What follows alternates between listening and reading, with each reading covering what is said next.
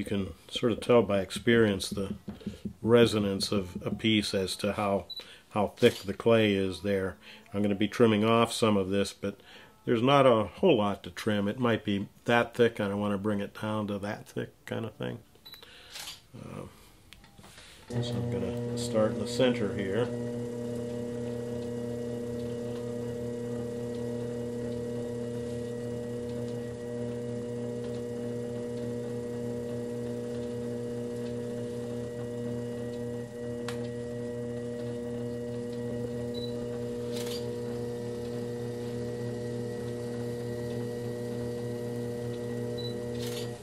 The different shapes of this particular tool over the course of time, potters have found that that's a good shape to be able to have a flat area, sometimes using this area, sometimes using the finer curved end.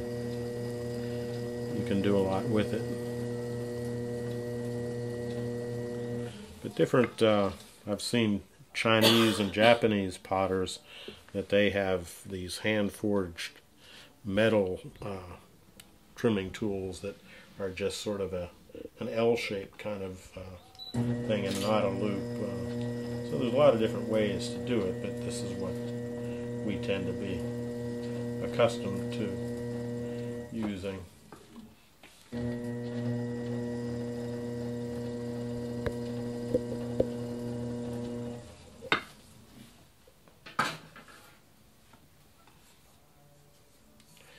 This is another tool that I've sort of custom ground and things to be able to do a few different things with it.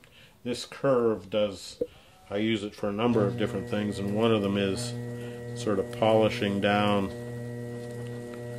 When you trim, it leaves a little bit of texture kind of thing, and I use that to polish that down and take that texture away. This end I use to put a little bit of a groove right under the foot rim, because what that does, if there's glaze out here and it wants to run, that sort of acts as a dam, so I'm thinking ahead in the process of the glazing process.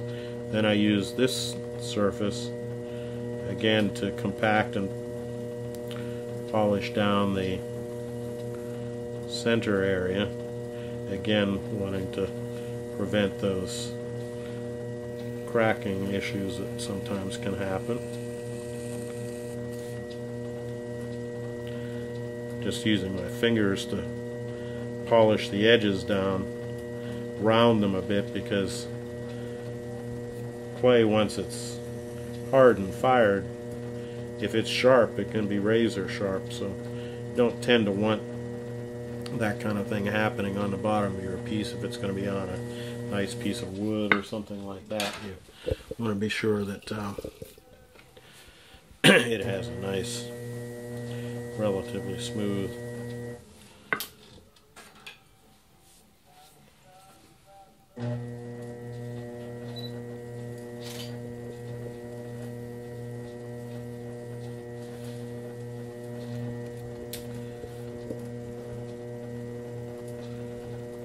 thing I use this end for. If I'm trimming something like this, I usually do a circle and then have created a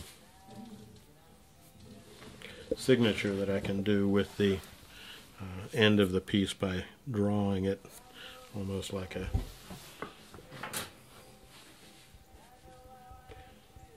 brush or something like that, I would suppose.